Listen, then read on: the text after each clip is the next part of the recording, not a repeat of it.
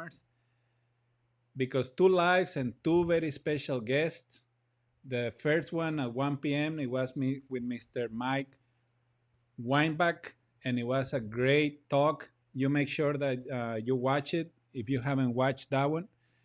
And right now, we're going to have a great conversation and a presentation with Dr. Francisco Valle, which he gave us a really good presentation a month ago. And I'm sure that he's going to kill it today. How are you, Francisco? Delighted again to be here. I appreciate the opportunity, to speak with you and the rest of your members, because one thing that I feel now, this step in my age, is how to give back to the community, especially to business throughout the country. So anything they can do to help, I appreciate it. And I want you to know that we are very appreciative of your time and your support to the small business community. If you guys didn't participated in his first presentation, the first R3 Bootcamp, make sure that you watch it on YouTube, Facebook, LinkedIn. We have it in all of our different profiles, because it was a really good presentation. So today we're going to be talking about, why do I need to build a sustainable competitive advantage? And I think with this pandemic that we're all trying to live with, it is extremely important that we have those differentiators. And Francisco is extremely humble, but he's a very smart consultant, business consultant, and he has worked for some of the largest corporations, and he has consulted many, many entrepreneurs in his career. So we're very grateful, Francisco, to have you, giving these webinars, because I know your time is very valuable. So I just want you to know that I'm really appreciative of your time and your knowledge and everything that you are sharing with our community. So thank you, Francisco. And I'm going to let you start with your presentation. And if you guys have any questions, make sure that you share them wherever you are watching us, on YouTube, LinkedIn, Twitter, or Facebook. We're going to be monitoring your questions, and we're going to ask them at the end of Francisco's presentation. So Francisco, if you want to share your screen,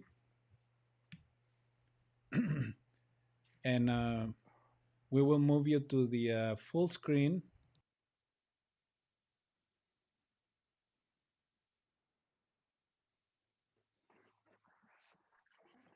Oh, thank you very much. Again, I'm delighted to be here and to be able to share with you some of the learnings that I have acquired through my career as a employee of some of the very large corporations in the world, as well as a owner of a small company in Orange County, as well as a professor of a lecture of global marketing and strategy at UCLA, as well as Loyola Marymount University and some other places around the United States. And I learned from all people that I had the opportunity to interface with. So I look forward to discussing with you today, after the presentation, any questions you may have, also any comments or ideas. I appreciate it. So here it goes. Okay. I have to disclose this first because it's a legal requirements. What are we going to do today? First, we're going to describe what is and what is not a sustainable competitive advantage in the marketplace. And what are the types of sustainable competitive advantage the organizations can have? And then, why do you need to have that type of sustainable competitive advantage to be able to survive during these difficult times? And not only that, but to grow beyond the difficult times, because certainly we are going to not only survive, but we're going to flourish after this, because the consumers are going to be really angry, and hungry, angry first for not having the opportunity to have spent time with friends, families, and relatives, during the pandemic times, but also they're going to be hungry not only for food, but going out for restaurants, movie theaters, etc. But they are going to be also buying things to enjoy the good life.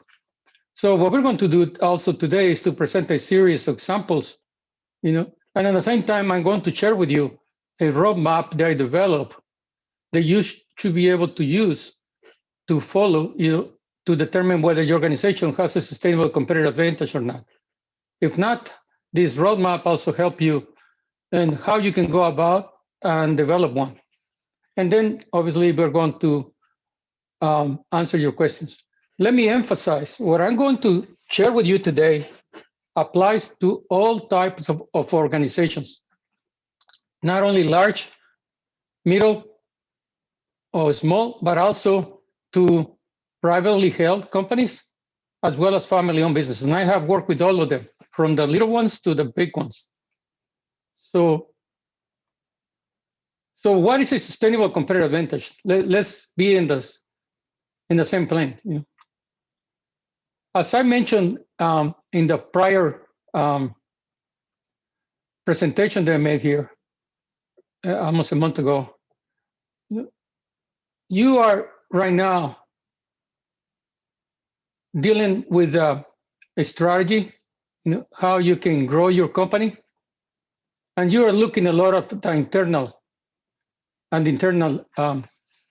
ways that you can leverage to increase and the survival of your company or the growth of your company in the long term. But on the other hand, I emphasize that when you are here, especially now, you make sure that you have a board of directors, a board of advisors that can help you, to develop a sustainable competitive advantage, or that give you opportunities to be introduced to people that can give you business or that can advise you also. And on the other hand, I also emphasize that you need to have, great relationships with the community and with cities and counties. So the question I always ask is if you call somebody in the city hall, for instance, on the county level or federal level, did they know who you are? If you call them, will they answer your call? If the answer is no, then you need to start working on that. The other thing is, I mentioned this before, that you need to have solid banking relationships. And I had the great honor of attending today's presentation, and Mike was talking there, it's better to have those relationships ahead of time, not only when you need it. So I say, look, you need to develop these solid banking relationships, the same thing with the vendors, and you have to incorporate technology. And then, you need to buy some risk, the right level of risk insurance. So let's talk first, what is competitive advantage? This is different than sustainable competitive advantage. Competitive advantage is something that gives you a superior performance relative to other competitors in the same industry or on the industry average. For instance, are you sure the price are you placing on your products or services is the right one? Are you too low or too high? So by looking at the average, you can have an idea. And then you can develop, a model to try to figure out that you should lower the price or increase the price. But one thing that I learned a long time ago from one of my bosses, as well as some other consultants in my early days, is that customers tell you the truth. Because if they are buying your products and keep on buying them, the answer that you have is superior performance. But if consumers or customers only buy your products one time, that means that you don't really have a superior performance. You may think so, but in the eyes of the customers, you don't. So it's very important to understand this concept. The second thing is you need to have an ability, to determine and assess your firm's competitive advantage. So you need to be able to compare your products or services, they are similar from a customer perspective to those of competitors in the same industry. And now, again, the value perceived by consumers of a firm, products or services, is what it is really count. And there are three different types that you can look at it. Most of us concentrate on direct competitors, selling the same product and the same way. And then you also look at the secondary competitors, which is looking at how other people sell the products in a different way. And then indirect competitors. This is what is a substitution effect. Selling a different product but competing for the same customers. For instance, if you have salt, you can buy the supermarket brand, or you can buy Morton's, for instance, and etc. But this is the three main ways. Now, the customers or the consumers, they are looking at this from a different perspective. They're saying, okay, what are the options that I have to buy this product from this particular company? Now, one thing that I'd like to emphasize here is that really nothing has changed through the times regarding marketing and selling. The only two things that have changed is this. One, that now when you put a nice website, you become global. Maybe the next day, but not later than 2 days. Because companies such as Amazon, Google, Alibaba, etc., including Facebook, obviously, they will figure out what you're doing and how they can show you to potential customers of your products or services. So it's very important that you have a really high image from a perspective, of a customer. So remember, you are not just competing with the industry that's in your same city. The company that's in your same city or around the corner or through the state or through the country.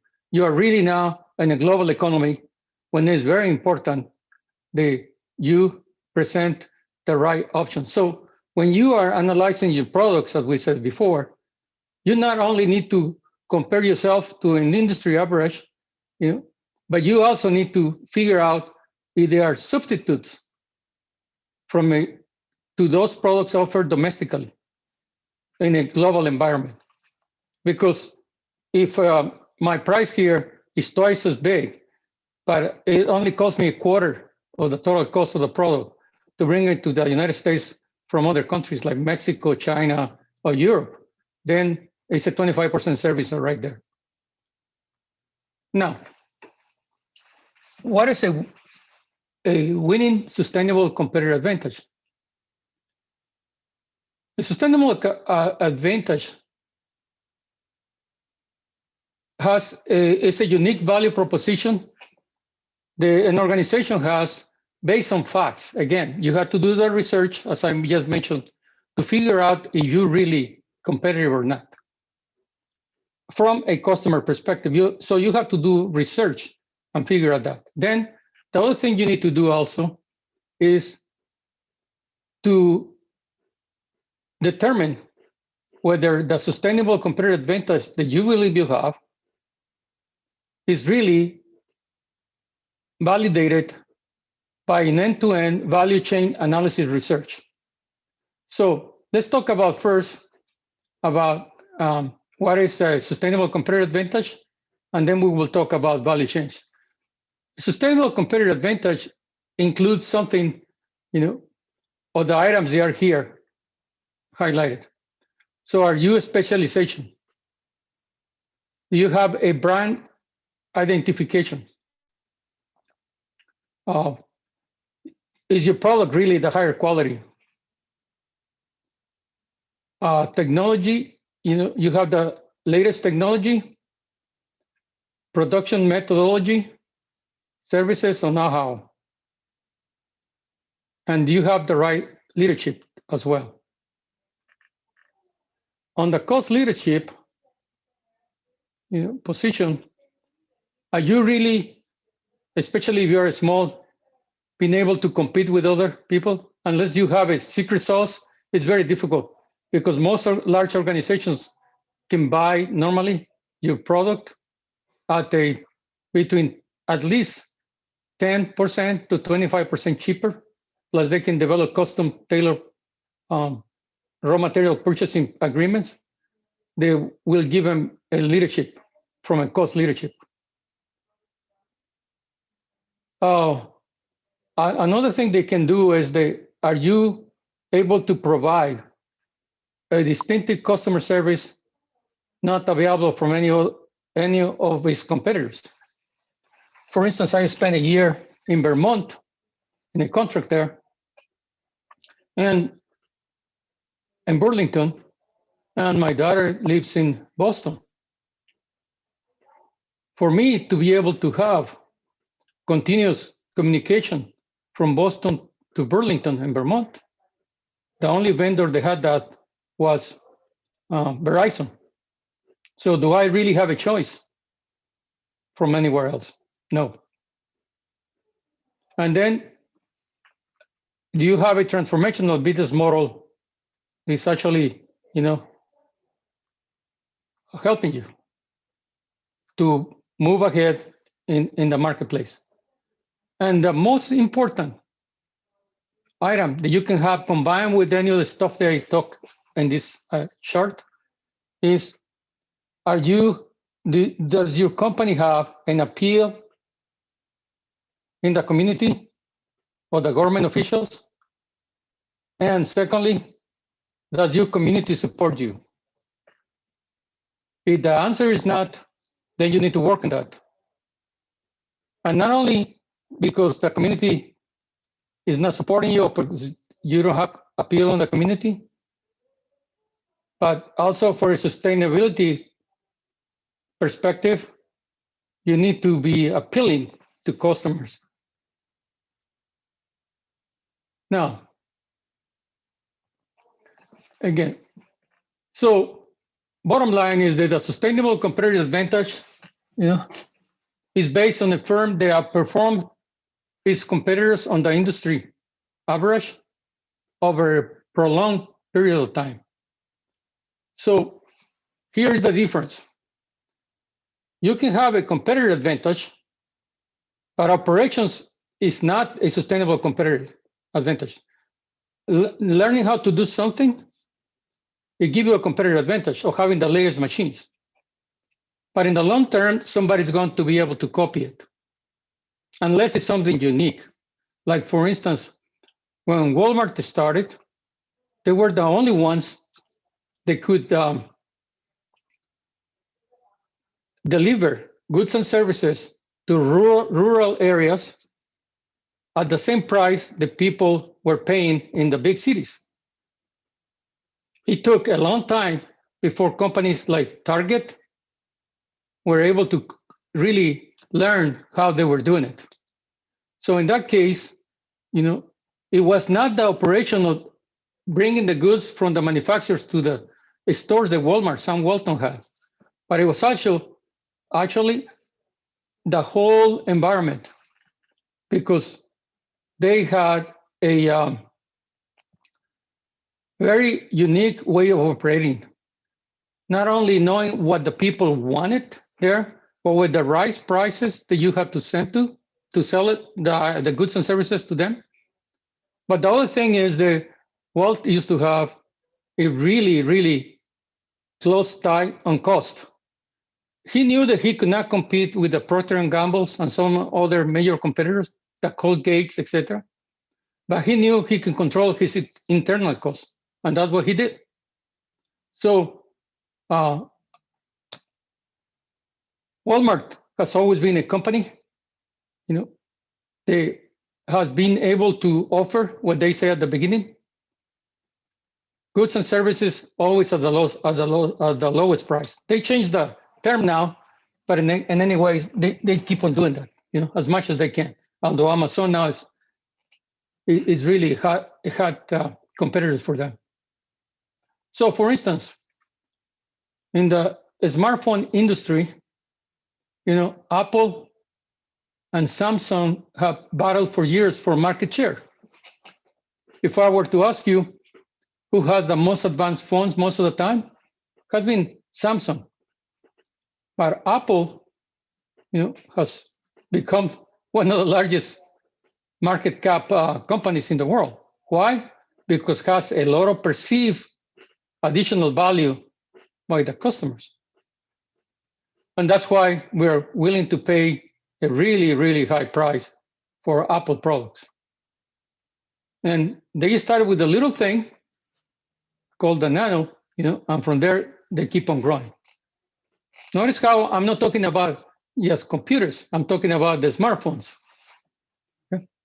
Now, many of you knows, if not all of you, about Starbucks, a company founded in 1971 that was sold to Howard Schultz in the early 90s.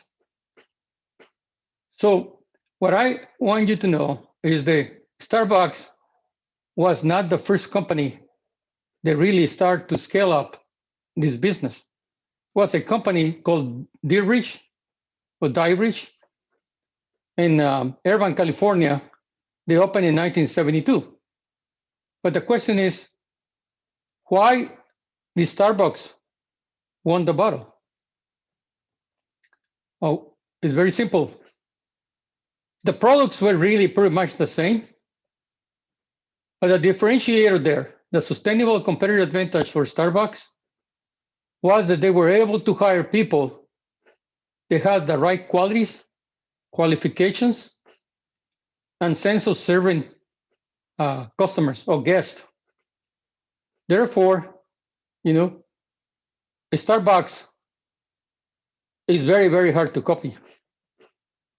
There are other coffee shops, but nobody is of the same size as Starbucks. So in the car industry, on the other hand, and I wanted to show you this, you have Mercedes, in the car industry, you have Mercedes-Benz and BMW, legendary companies. They are what is called a sustainable competitive advantage at parity, meaning that they have pretty much the same perceived value. But what happened with Lexus?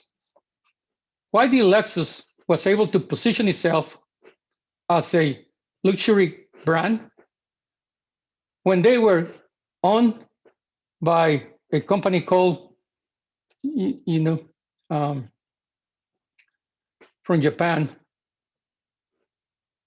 Oh, my mind just went. By a company that used to sell really low-priced cars.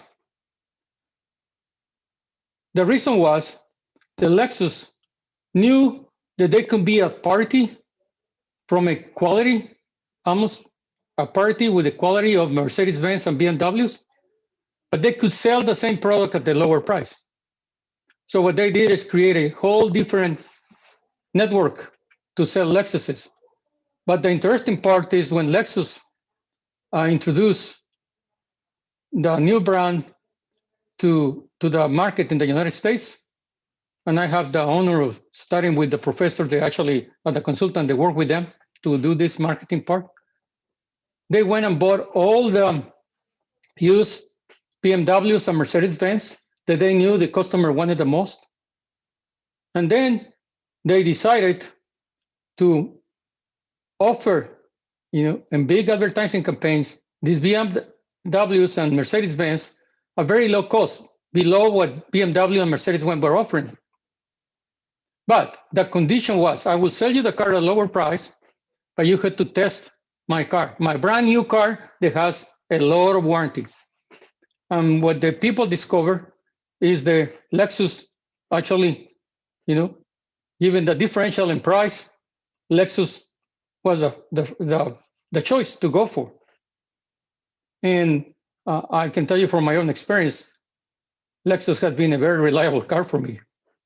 And therefore, I would probably continue buying Lexuses forever and ever.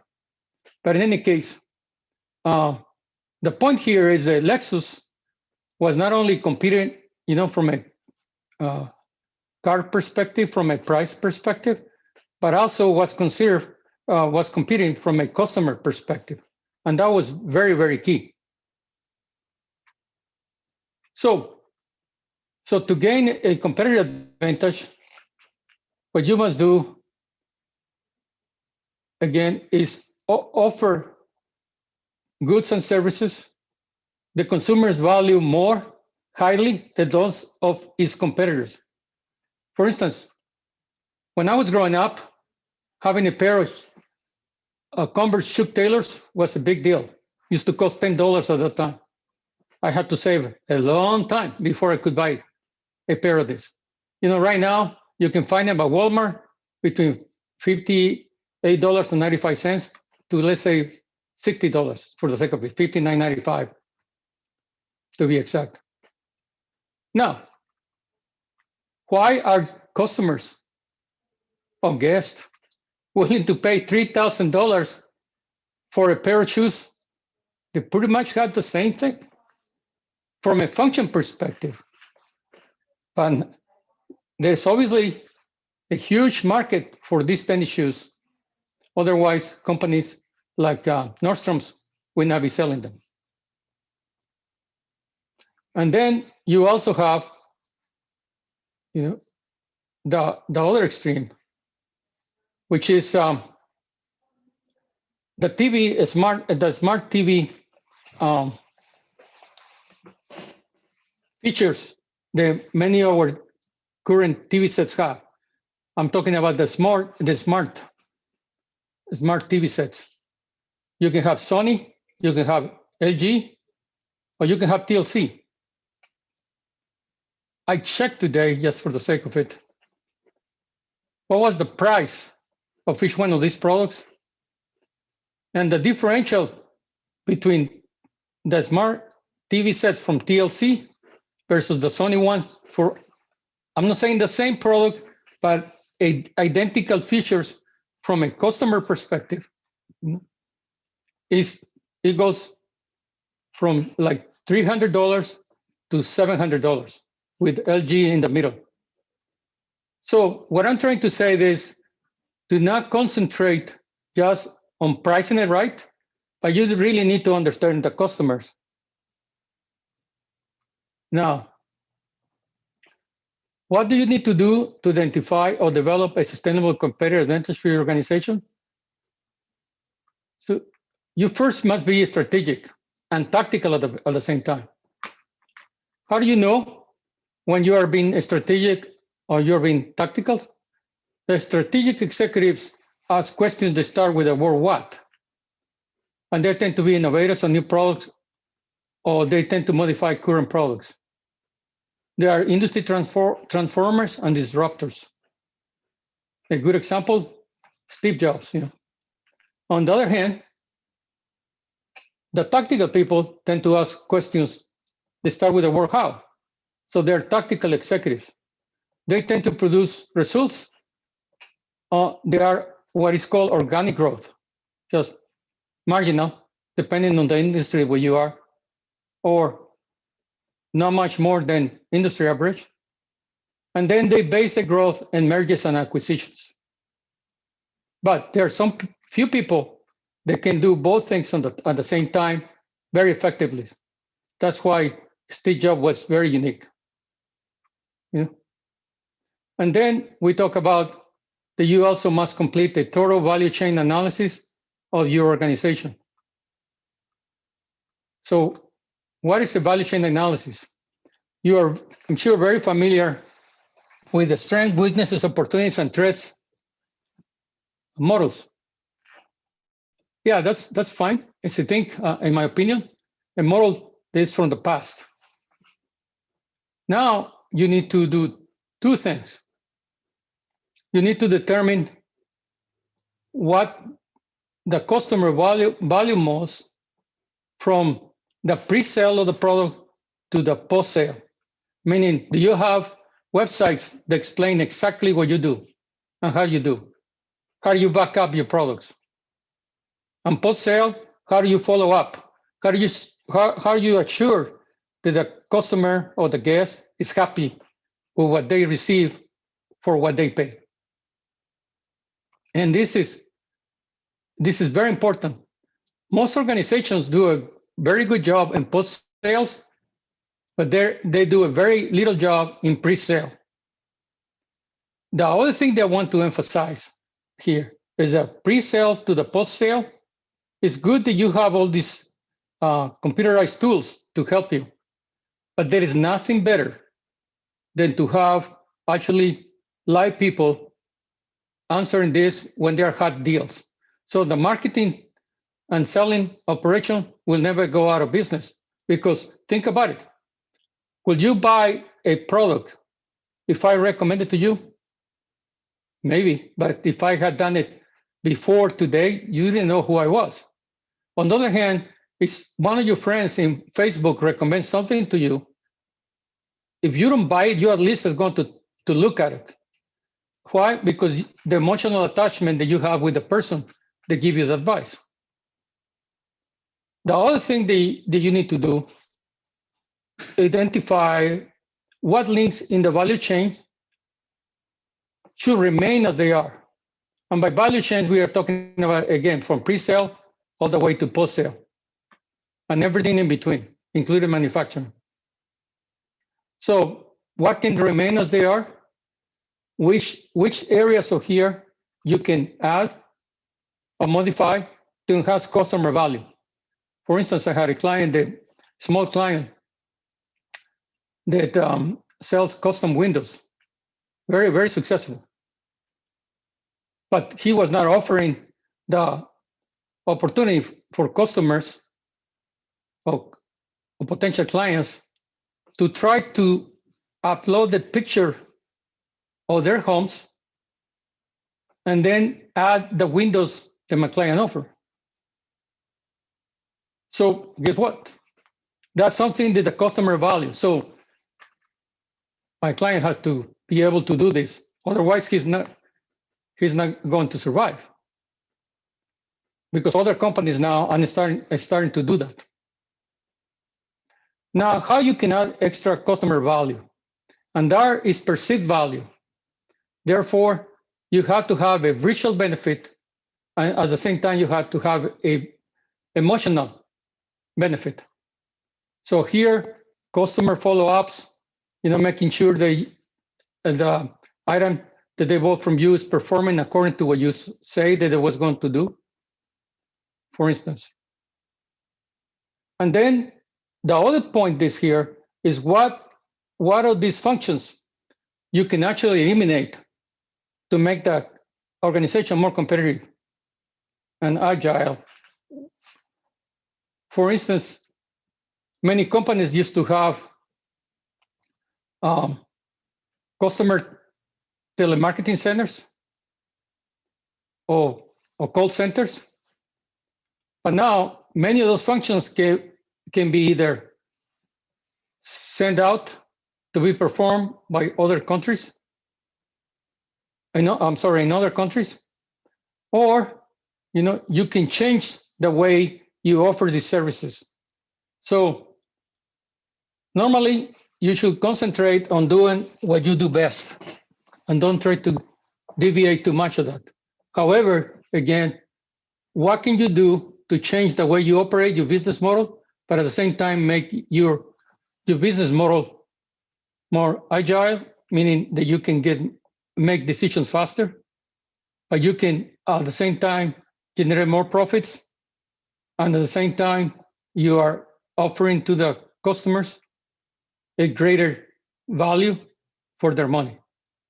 And I just put 6 of the main activities here, but there's a total of 9 activities. they work together to provide value to customers. Now, the bottom line is that by doing all of this, normally it's going to result in a new organization structure where you're going to be delivering a greater value.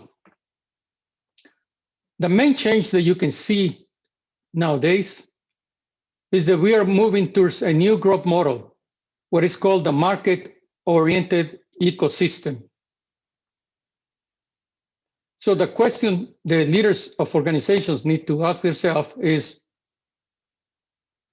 do we at the top and throughout the organization have leaders who help others achieve their best, meaning that you can develop a sustainable competitive advantage inside of the organization and again outside. Meaning here, helping suppliers or vendors, or you're helping your suppliers and your vendors to develop new innovations to the products so you can actually change your business model as well. For instance, going back to the customer that was talking before, this customer learned that here he has like 20 people in the initial operating line, producing one of their products. In Germany, they can do the same thing with only 2 employees because it's all streamlined now using computers to do it and robots. So what can you do to help the people internally and to help the vendors? Because at the end of the day, a business is based on how you manage your people internally and how you manage your relationship outside. I learned that when I used to work for oil companies, where I used to manage up to like $500 million with only 45 employees. When Pepsi, at that time, Taco Bell was part of Pepsi, and Taco Bell offered me an opportunity to be market manager with them. I'm talking about years and years ago. They didn't see in me that I knew how to make tacos and etc. Although I did have some background because of my undergraduate degree in food processing and technology and all this stuff, chemistry, pharmacy, and biology.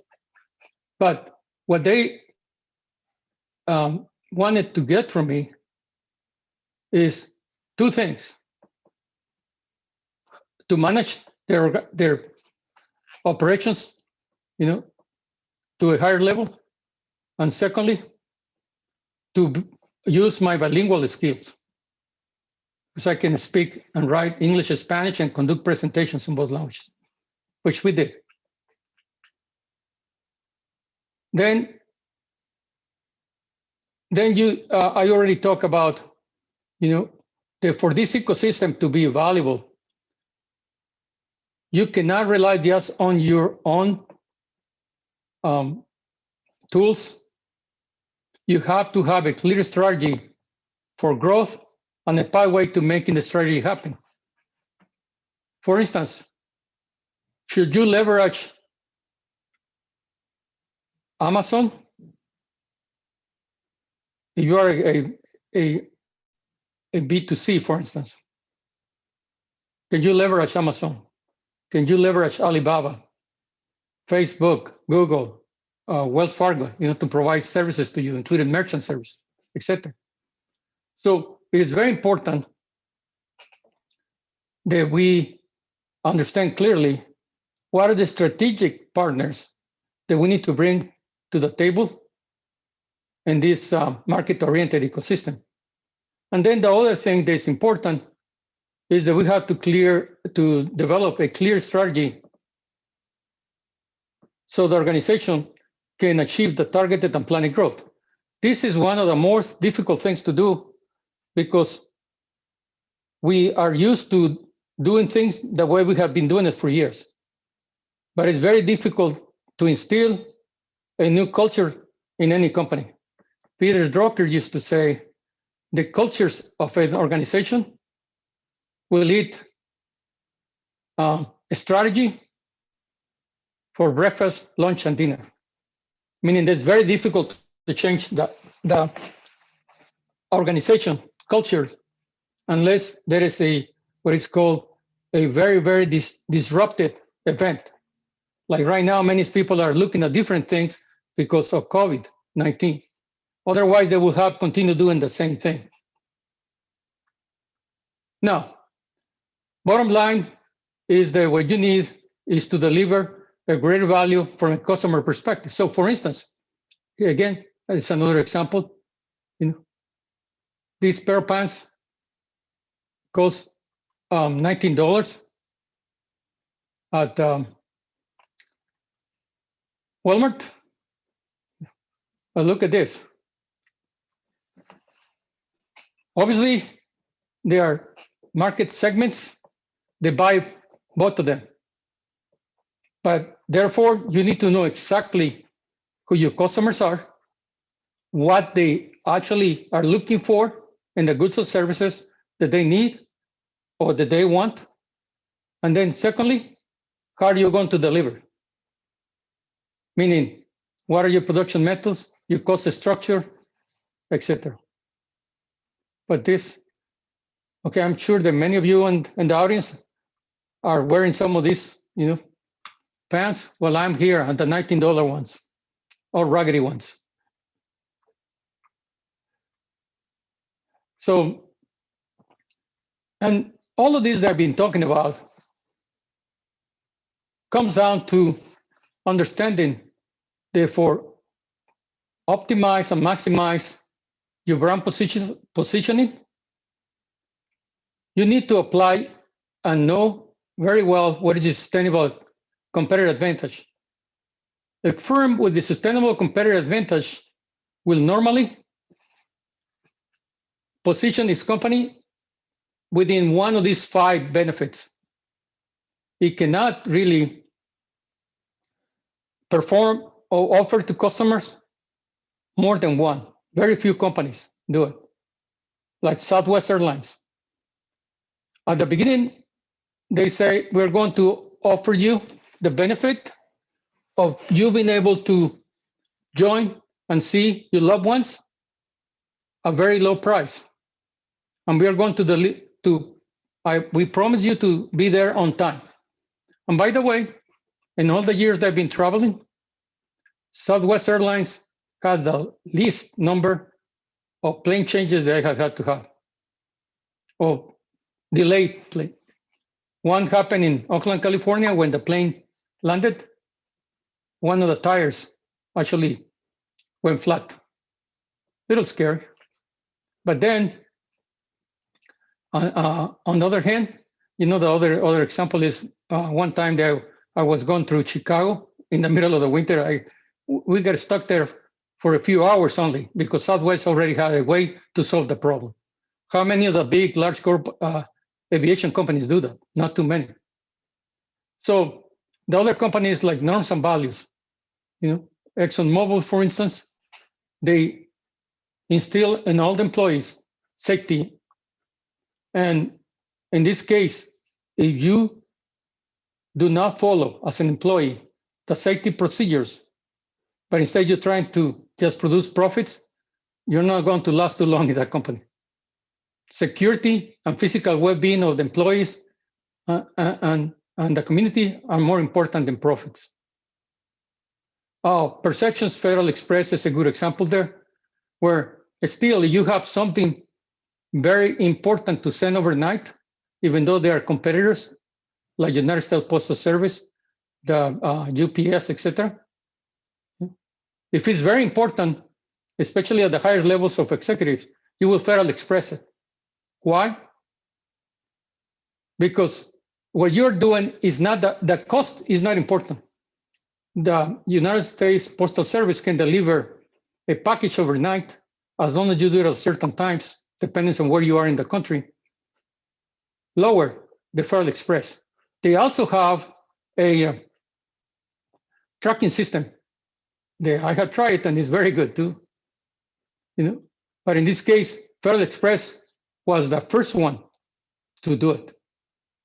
And right now, most executives, old timers like me are used to saying, hey, look, if I am supposed to receive a package and somebody doesn't get it or doesn't get it to me on time, I say, well, why didn't you Federal Express it? So what the value of Federal Express is not really in the cost of the product, but it's on the warranty, that you did your best to deliver what the customer or the person at the other end was expecting.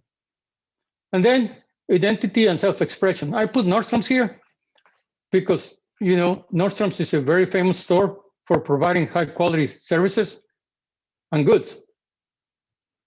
And it's the same thing. For instance, if you like coffee, you can go to Starbucks, or you can go to a company like 7-Eleven and get a huge cup of coffee for 99 cents. But so if I understand the segment and the emotional things that trigger the segment to buy my products and services, I can determine whether I should target the Nordstrom customer or I should target the 7-Eleven customer. And then emotions and love.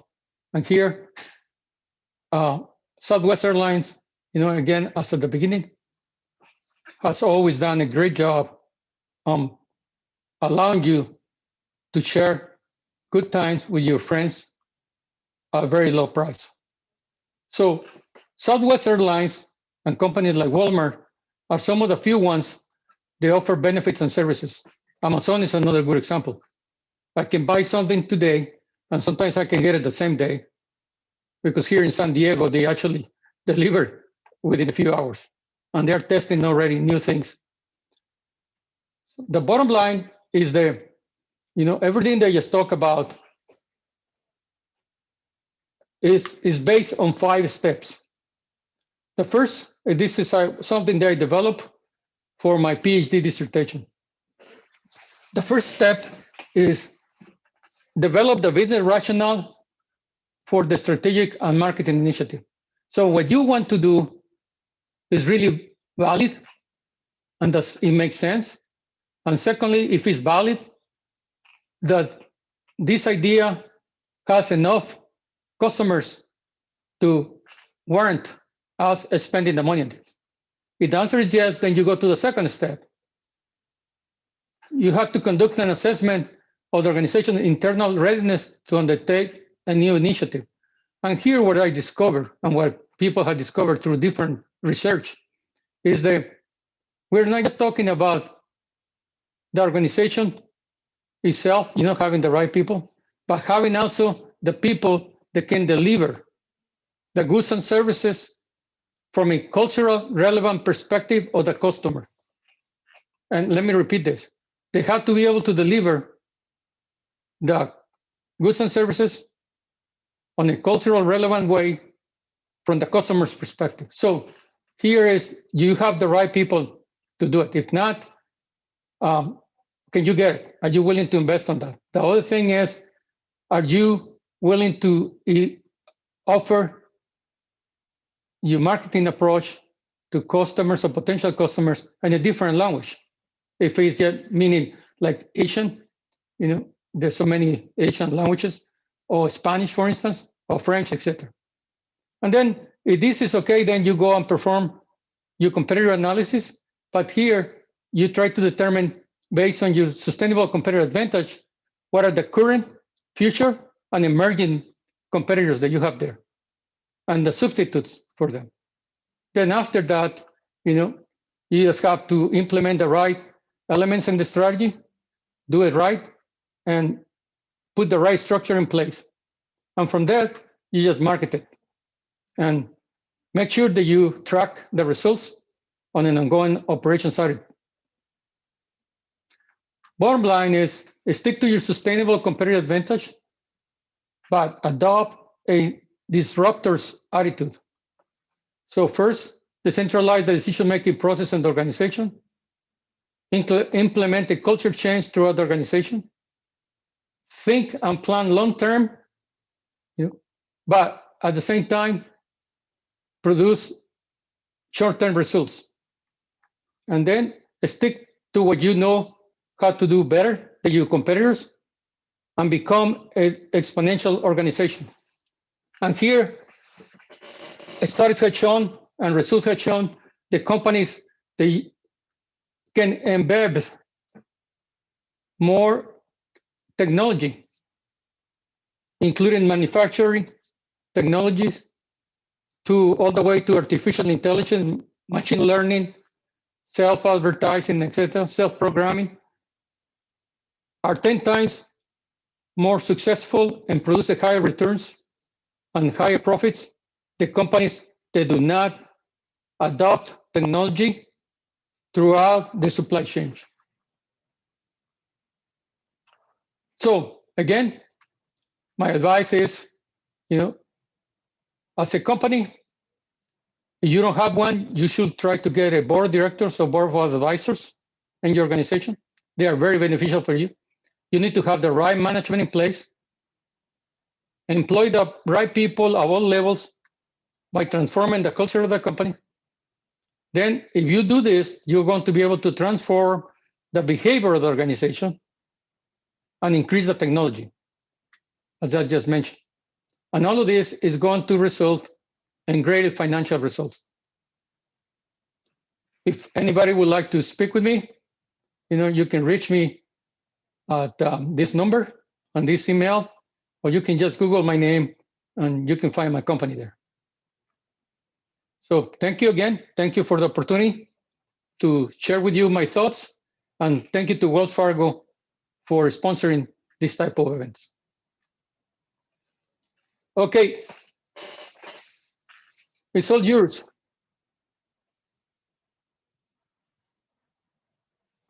I did that.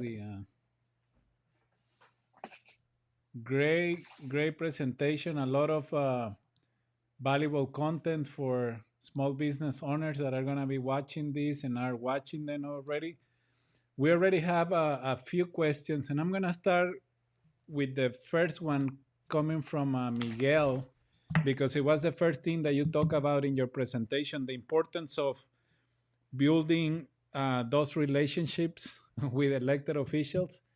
He's asking you, what happens when your local city hall doesn't care about getting to know you? That's your problem. That's really your problem. Because one thing that I learned through the years is that city officials definitely want to get to know you. One is because if you're a successful business, you're paying taxes, income tax there, right? And you're going to provide money. Another thing is you're a good source of employment. And as we know, a large percentage of the ownership of businesses is by small and mid-sized businesses, much larger than the bigger ones. The other thing why they also want to do it is, what can you do for me? That's something that we talked about last time that I didn't mention here, but now that you're saying is, many people approach city officials and they are trying to figure out how they can leverage the relationships just to get a benefit for them. But don't think that way. Think about what can you do to help them realize or obtain, their goals and objectives. For instance, if they don't have, a little park in the community, then let's figure out what we can do to really put together not just a park, but a park that they were not expecting. For instance, one time with the company, we went and we offered this to the government officials. They accepted. But what they didn't expect is we were going. This is located in a very low social economic status neighborhood. What they were not expecting is that we went and bought the latest and most advanced games, toys, computers, as well as recreation, like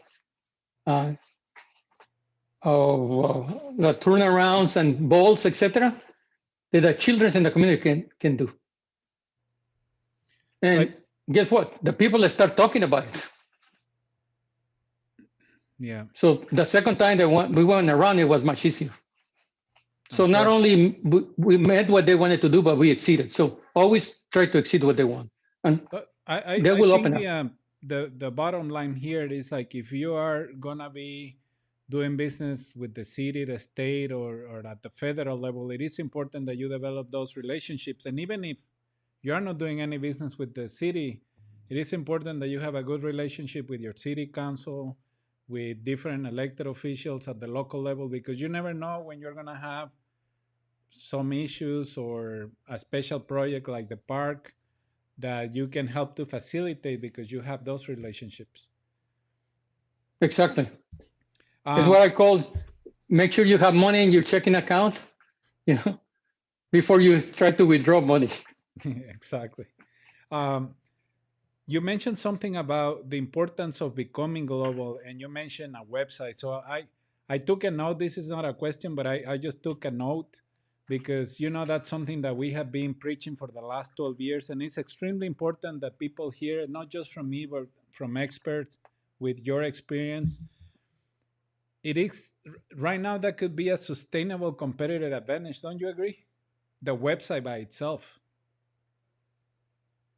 Okay. What I said is that when you start a business, and nowadays you need to have a website, right? I mean, it's something that you need to have. If you start a business, you know, that puts you on a global environment. That's the second or the third day or the next day, you know. I didn't say, you know, this is very important, that you need to be global for the first day, as meaning that you're marketing products. It doesn't matter what you sell. It- You have to have that mindset. yes, in the long term, if you want to grow it, because that's another thing they learn. Many business owners, they're happy with the amount of money that they're making, you know, the profits that they gain, and especially in small businesses, they don't want to really grow too much because it's a lot of headaches. On the other hand, I've seen some uh, people they really want to continue growing the business. So it's a different application. But even with the large companies, I asked one of a big company, well known, you know, why did they go to Brazil first instead of approaching the Hispanic, African American, Asian, and another markets here in the United States? They Mm-hmm. were bigger than the market that they were trying to approach. By the way, they were not very successful in the international market, the global market, but they were very successful approaching the other. Yeah. And they said, we never thought about it, you know, to think about the opportunities that we have inside the United States. Because when we think global, we think about, you know, operating in another countries. But the demographics here in the United States are such that in many places, it's like operating, you know, in Mexico, for instance, operating in China, Japan, etc. Mm-hmm. And especially in cities like LA, New York City, you know, is different. In Florida, Texas, I just can go all the west side, you know, on the south side. So Yeah. yeah, that's very important. So that it's not just going global, right? But the new tools of marketing put you immediately in a global perspective, and you never know who's going to call you. I totally agree. You know, and over the last 60 days, and I think I shared this with you in our last conversation, but one of the success stories, I guess, that I have heard over the last 60 days, it was this women, Latina entrepreneur from Venezuela, Dr. Valle, that she is selling cupcakes from Venezuela to clients in the US. Cupcakes, What? cupcakes. I mean, just think about like how many. cupcakes brands and how many cupcake different types of cupcakes you can get in the US, but there are customers buying cupcakes from this Latina in Venezuela. Yeah, think about for me. And she's living with a guy that doesn't even believe in business. You know, he's a dictator, and I don't want to get into that. But what I'm saying is like her mindset is just in the right place. She's thinking globally, and she loves her product so much that she felt like she could sell it anywhere in the world, and she's doing it. Oh, yeah, I, I I would like to congratulate that person because I did too. product, especially now, is right now, given the limitations that you have on offering face-to-face your products, you have to adopt a new way to maintain the quality of the product, like in this case, cupcakes, the integrity of the product, the safety of the product, and then being able to sell it in a competitive advantage. So if you're outside, you can offer the same product at a lower price because especially the labor as well as some of the products are cheaper. Mm-hmm. And you know, piggybacking on that comment, you mentioned something about the secret sauce, and for a small business, because you share a lot of valuable information right now, but I'm just trying to translate that secret sauce into like a home based business, a micro business. You know, like the smallest of the small. How can a business of that size, you know, like family owned, maybe like 2 3 employees and all of them are relatives, how can they find that secret sauce so they can start building that competitive advantage first and then that sustainable competitive advantage? First is they need to be truthful to themselves and determine whether they really have a sustainable competitive advantage. I think I shared before, I was invited by a small agency in Orange County to become the CEO of the company. In San Diego, I'm sorry, in California, Orange County. Yeah, no, in Orange County, California. No, Orange County, Florida. Yeah. And there is another Orange County. Yeah, I know. Yeah, they invite me, right? Because they say, look, we are a small company, a small agency, but we want to take it nationwide. And I say, are you sure? And they say, yeah, okay. I was ready for a change, right? And I wanted to try that. I had never been involved in that size of company. It was very, very small, okay? Almost that I had my signature authority when I was in the company was almost as much as what the company was selling. But in any case, what we had there that was unique, it was 3 things that are very important. And this I'm talking about a few years ago when web and all those things didn't exist as much. You know. But the people that invited me, they had worked for very large companies and have developed very special skills to actually offer a product that was very high quality at low price. So they could turn ideas into really, really fancy advertising. Then, we have a person that could sell the products on a weekly basis just to pay the bills, right? Or maybe make a little profit. But that keeps us in business. And then I was introduced by the salesman when I joined them to some of the top leaders of the major organizations in the United States, as well as newspapers and magazines in the industry. And they start talking to me and they invite me to bring the Hispanic market ideas. That's how I started, as you know. And they say, hey, can you apply this to the entertainment industry? And bottom line, yes. The first customers or client that we had, we were able to increase their sales response rate to direct advertising, 267% in 30 days. And they allow me to talk about this in a national meeting. That gave me another customer or client that we increased 1,200% the total revenues from the Hispanic market in 90 days. Wow. And then from there on, right, we were in the entertainment industry, magazines, every week. People thought that we were really big. We were only 7 employees, but we were producing quality material. So to respond to the question that you ask is, do you have all the necessary tools, values, as well as knowledge and know-how to produce what your market segments represent?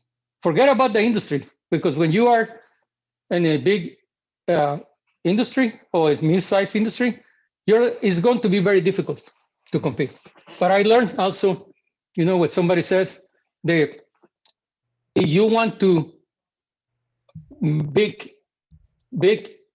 gains on sales and profits when you are small, you have to look for riches in a niche. So what can you do to really validate this? And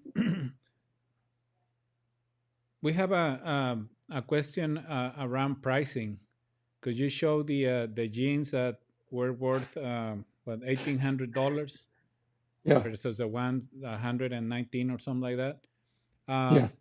I think a lot of small businesses struggle with pricing, and I want to create a short clip out of your response right now. So give me like your top 3 advices on how a small business can come out with a pricing strategy that is going to be right for the target audience that they're going after.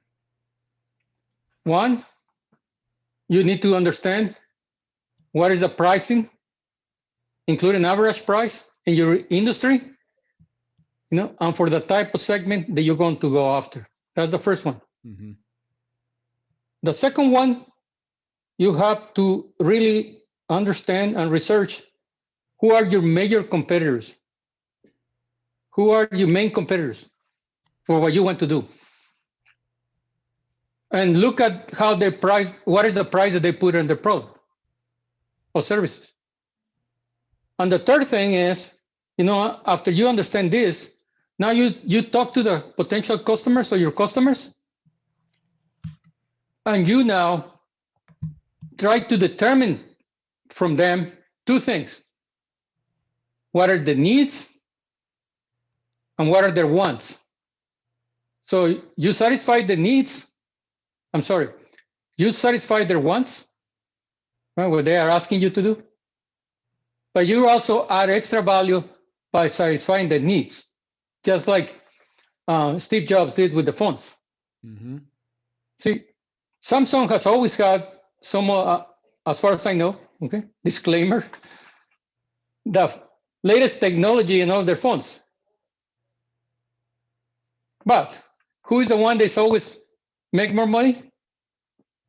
iPhones. And why? Now it's for many reasons. That is a brand, the standard brand. But at the beginning, they were the first company that was able to let you put information in one item and transfer it automatically to all your older devices, and you don't have to worry about it. So that became the standard. They make it so seamless. It's incredible. And based on that, you can determine now, do I do, let's say, a pricing just like Costco does? They have high quality products, they're guaranteed, and they only market 10, 12% or whatever they decide to do. Mm-hmm. On other cases is, okay, let's go 10% below, right? Or about the average for an industry. But as you can see in my examples there that I did today, same goods, right? Kind of, right? But from a customer perspective, there is a big difference between what it costs to manufacture and market those products and what the customer is willing to pay. Mm-hmm. So the question really is, have you understand your customer? That's the key question. Mm-hmm. And how much perceived value they are receiving from you. Mm-hmm. So that would be my answer to that question. No, that is exactly correct. And you know, pricing is key, and I think it is important for anyone watching this video to understand that they have to invest the right time in defining that, because if you go with the wrong strategy, it's going to be a little more complicated later down the road to change the pricing, right, Dr. Francisco? Oh, definitely. You Uh, have to be, as I mentioned today, you have to be first, understand why you want to do this. And then you have to be strategic and then tactical. exactly. I mean, they cannot be flip flopping on the price, because you are just sending a wrong message to the market. They're gonna be like, how come you had it, lowered a month ago and now it's more expensive? So make sure that, May I add something that's important here? yeah, It's not only that, but also think about in the marketing, how you market your product. Walmart, I say good things about them, but Walmart always had it. We are always going to offer the lowest price, right?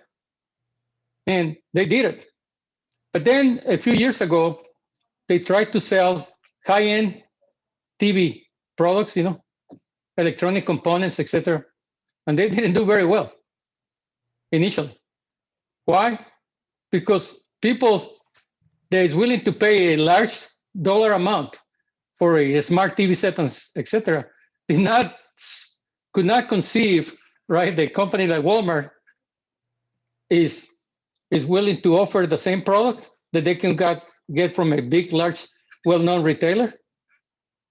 But in reality, probably the TVs were the same. But the brand name. So Target, on the other hand, they talk about, or they used to talk about ask for more, and expect more and pay less. and pay less. Mm-hmm. Um, earlier today, with Mike Weinbach, we talked about the importance of being patient and, understanding or trusting the process, I should say. What recommendations do you give? Because right now we're going through a pandemic, and this second wave of shutdowns that we're gonna experience over the next 30 days, 40 days, depending on where you live in the country, it's gonna be hard on us entrepreneurs and small business owners. So, Dr. Francisco, I know that over the next 2-3 months, we're gonna have a lot of new entrepreneurs entering the market. So, what recommendation do you give them? Because I know that they are going to be extremely passionate about their products or services, and we're already getting the calls, and that's why I'm sharing this with you. But what recommendation or what advice do you give them to be patient and to get to this process that we're talking about today, that build that competitive advantage and then the sustainable competitive advantage? Because you and I know that it doesn't happen overnight. So what advice can you give them? Because we're going to have a new wave of entrepreneurs, and they need to start understanding all these concepts so they can be successful in the marketplace. In addition to what I just mentioned before, about understanding the customer and knowing what is the perceived value, entrepreneurs need to know one thing. Big companies are willing to pay a high price for new ideas. Mm-hmm. So if they do have a valuable idea that can really pay off big dividends for the big company, then that's the best way to go, right? What do you feel as an entrepreneur that the people need, right? Or the consumer or the clients or whomever, that is not being offered right now in the marketplace? And second, can this idea be scalable? Meaning that they can grow it, not only for what they can do, but what somebody else can do. So this is very important.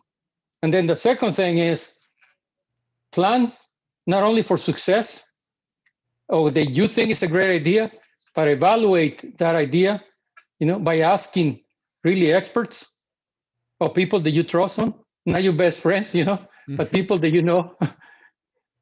they are going to say, yes, your idea is fantastic, right? But people that will tell you the truth. Because remember, out of every 10 companies the entrepreneur starts, only 1 or 2 survive. Most of them die.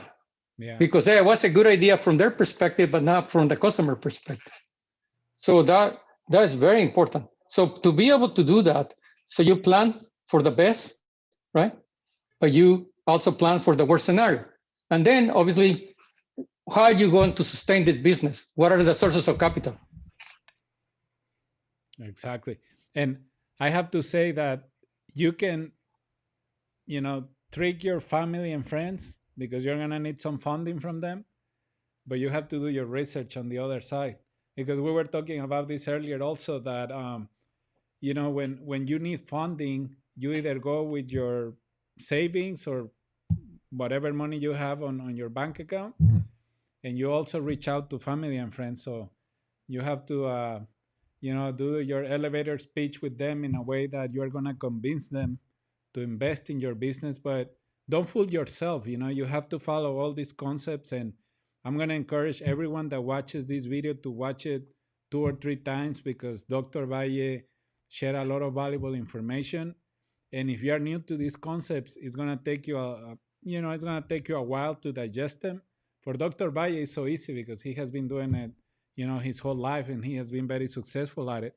And I think that the way that he's sharing his knowledge with us is it's in a very easy way to digest, but you still have to go through some of them a couple of times to really understand, because everything that he said today, or that he presented, it is like the foundation to have a successful business. And when Dr. Bai and I were talking about the potential topics for these R3 bootcamps, this was one of the most have that we have to present to you guys, because if you don't have something that help you to differentiate from your competitors, not just in a season but in a sustainable way, the success of your business is very limited. Um, Dr. Valle, I know that we're running out of time, but I have one more question here, and let me see if we have any others coming in here. Dr. Valle, great presentation. Okay. Um, you talk about the market-oriented ecosystem, and you share, some concepts over there. But for the newbies and all those micro businesses that are going to be watching this, in a nutshell, how can you describe the market-oriented ecosystem so they can understand it? Yeah, it's probably a term that is sometimes when you start using it, confuse people, right? But it's pretty simple, actually, the concept. What it says is you need to align yourself with partners that you can help for them to achieve their goals, and at the same time that they can help you to achieve your goals. That's in a nutshell. Now, for instance, Facebook, when they started, right, it was just Facebook. But now a lot of the revenues come from where? Selling. So they have to have within their ecosystem some key players that they are partner. Even sometimes they have agreements or contracts. They're going to help them to sell their products, for instance. The same thing with Google. I use Google all the time, right, from marketing campaigns and things. But do I know exactly how they do what they do? I think I understand a little bit more, but I really don't. All I say is, and normally I don't go. Sometimes I go directly to them. Depends on the size of the contract. Sometimes I go to a local TV station or a nationwide TV national contract, and I said, can you help me, with this? And I always give them, to anyone that I hired to do something like this, 90 days to prove it. Mm-hmm. And more important is, they need to prove me first that they have done this before, because I don't want them to end up spending a lot of the money on my clients for nothing. Yeah. So you need 30 days to implement the campaign, right? 30 days to see the results, and 30 days to really start seeing if this thing is growing or not. That's a great advice. That's a great advice. And I have to jump on this one because I have seen it also, over the last few years. A lot of people that are just trying to sell stuff that is not going to work for the business owner, but they have quotas and stuff and they push it, right? So this is a great advice for anyone watching this video that is planning to roll out an online marketing campaign of any kind. Don't sign anything over 60 days. Just do what Dr. Valle just said right now. Try it for 30 days. And if they say like, no, we cannot do it, don't do it.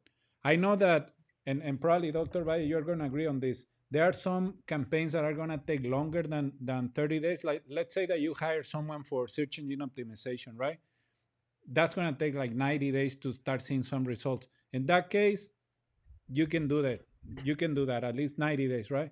But for any other type of advertising, 30 days is more than enough. I mean, Google AdWords, Facebook, you can see results in 24, 36 hours, right, Dr. Valle? Oh, yes, yeah, depending on the product. But I'm talking about in general, 90 days. Because one is for them to fine tune what are the best customers that you can approach. Mm-hmm. And then, for instance, it's not only SEO, but it's also, are you able to reach the customers? Yeah, retargeting. Retargeting, yeah, but from a different area. Mm-hmm. So you can prove that a new approach works. And then, so it takes 30 days for them to fine tune this thing. Mm-hmm. I agree with you. And sometimes it's really faster, as you said. Boom, right? It can happen overnight. Look at Despacito. I know. I was just in a presentation with Facebook on Tuesday, and the guy who was presenting, he said, like, yes, it takes time, to collect the data and stuff. But if you're running, for example, a Facebook ad campaign, you can start seeing results in 7 days or after 50 conversions. So whatever happens first, and then Google's algorithms start collecting the data. And of course, the longer the campaign lasts, the better results you can see. But what I like about online advertisement is that you can see results fairly quick and you don't have to wait 6 months or a year, so don't sign any of those long-term contracts because they're not going to take you anywhere. Dr. Valle, like last question, because it's almost, we're running out of time here. You talk about a strategy for growth and leveraging different tools and business ecosystems and stuff. I want you to elaborate a little bit on that before we leave, because you talk about leveraging Amazon, leveraging other online marketplaces. And of course, we're an online marketplace, and this is something that we've been talking about for many months now. And this is something that I tell business owners, look, you are doing your work with your website, with all your marketing and stuff, but you have to see us, the Hispanic Chamber of E-commerce and the U.S. Business Association of E-commerce, as a strategic partner for your business, as a marketing ally for your business, because we have access to other resources that you can leverage. So when you mentioned that, you really grabbed my attention, and I want you to wrap up this presentation talking about strategies for growth and leveraging tools and resources that you have around you, and oftentimes you probably don't, or take them for granted, or you don't use them. Yeah, great question. The first thing, again, it goes to, is not only what you have to offer that makes you unique, but it's what do you have that offers you a sustainable competitive advantage as a business. Because if not, the big guys are going to come and crush you, right? Because they can undercut the price easily. So that's the first thing. Then from there, you go into, okay, what do I need to have, right, in my strategy to be able to be successful? And here we go back and you have to ask a lot of what questions. What do I need to be successful here or to launch this project? See? And that's why I always talk about you have strategic plans and you got executing marketing programs. Mm-hmm. Although many people say that they have a strategic marketing plans, is different, in my opinion. So you have to have that. And then, you go into the marketing side. How I'm going to achieve the strategic goals that were set up. And that's where you have to bring all the tools, and services provided. So you have to align yourself with people that are really truthful to you and people that are really responsive to you and that they are not just trying to make money. Like, for instance, I tell my students, right, because most of my students are in the late, are in the early 20s, and above, but mostly between 20 and 27, 28 years old. I always ask them, what is the best tool to reach markets? And they all say, the social media, right? Digital methods and things. And I say, yeah, so you're telling me companies like Procter and Gamble, Pepsi, and those are very stupid, right? Obviously not, right? But what they don't understand is how now the model requires a hybrid, because the solution is not just social media. Depends on what you're going to do. Yeah. But the solution involves more of this, from TV to radio to whatever you can afford, all the way to social media. What is important to know is that all the studies that have been done have proved that before you launch a product officially, you can start disseminating what your product is going to be. And if you do it 30 to 60 days in advance, it creates enough buzz if it's done properly to double the results of your launch of your product. Then if you were not doing the 60 or 30 or 60 days of social media, digital marketing, etc. So you need a combination. I agree. But Yeah. again, the students, they know a lot about social media and things that they think they. And we have people on the other side. I have clients, that when they bring me in, they don't want to hear about that. Yeah. Exactly. They want to go and do demos, and supermarkets, or do demos in trade shows, etc. But no, you need a combination. Yeah. An integrated marketing strategy for sure. Dr. Valle, thank you so much for your presentation and for sharing all your knowledge with us. Is there anything else that you would like to add before we wrap up this presentation? Just to thank all of you for spending time with us today. Thank you to your organization, and to use yourself for inviting me here. You're doing a great job on helping people and business owners. And also thank you, Wells Fargo, for sponsoring you for this. And again, if I can be of services, you know how to reach me. If I can provide advice, more than happy to do it. Thank you, Dr. Valle. And we're going to have our last R3 bootcamp on December 11th.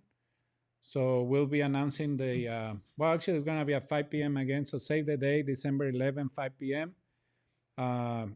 And we'll continue to share with you guys different information that is going to help you with your business, especially in these challenging times that it's affecting businesses of all size and different industries, etc. So it's important that you take the time to keep investing in yourself, investing in your business, and this is a great way of doing it, like absorbing knowledge and practical tips from people that have gone through the trenches and have the experience, like Dr. Valle. Dr. Valle, thank you so much for your time. I really appreciate it. and look forward to seeing you on December 11th. I enjoy it. Thank you very much. Thank you, everyone.